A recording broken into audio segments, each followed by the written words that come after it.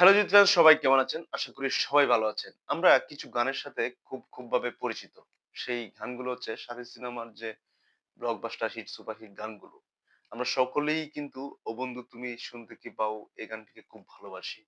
এবং এই সিনেমার বাকি যে গানগুলো রয়েছে, এই 'ভালোবাসা তোমাকে পেতে চাই' অথবা 'এই গান মনের কাঁটাতে' এবং স্বাতীর পরবর্তী 'সঙ্গী' সিনেমা আমাদের খুবই পছন্দের সিনেমা। সেই 'সঙ্গী' সিনেমার যে কিছু সুপারহিট রোমান্টিক গান রয়েছে 'আলতো ছোঁয়াতে' অথবা 'বম্বে কাঁপিয়ে ভারত নাচে' যে গানটা রয়েছে এবং আমরা জিদ্দার 'চ্যাম্পিয়ন' সিনেমার 'বন্ধু বলে ডাকো যারে' এই যে গানগুলো এবং 'নাটের গুরু' সিনেমার যে কিছু মানে হার্ট টাচিং কিছু গান রয়েছে।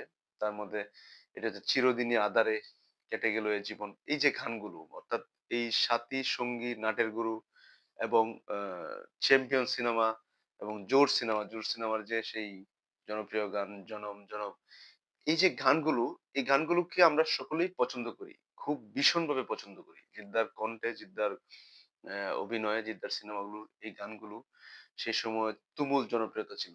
যেই গানগুলোকে জিদ্দার সে যেই গানগুলো জিদ্দার ক্যারিয়ারে খুব গুরুত্বপূর্ণ ভূমিকাও কিন্তু রেখেছিল। অর্থাৎ জিদ্দার শুরুর দিকে, জিদ্দার ক্যারিয়ারের শুরুর দিকে এইসব cinema hit, super hit, blockbuster হওয়ার পিছনে এসব গানের কিন্তু খুবই গুরুত্বপূর্ণ ভূমিকা ছিল।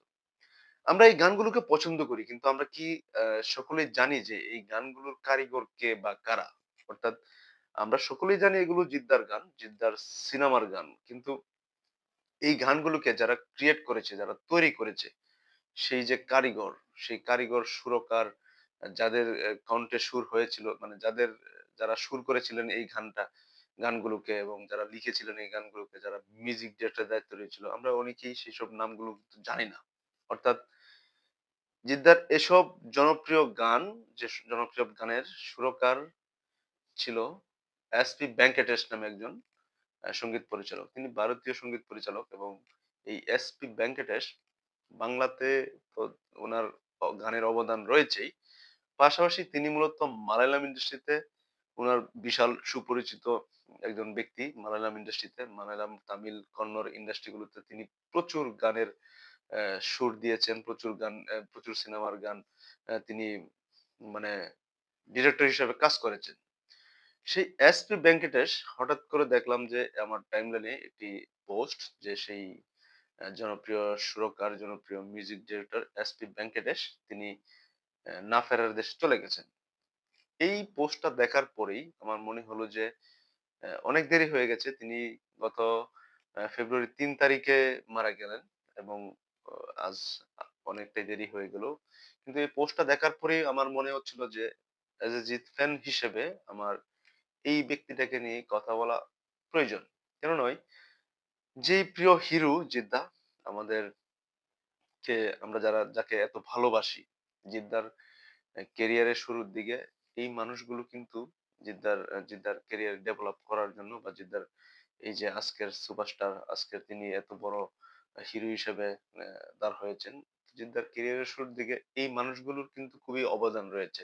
কারণ তারা এত সুন্দর জনপ্রিয় গান উপহার দিয়েছেন।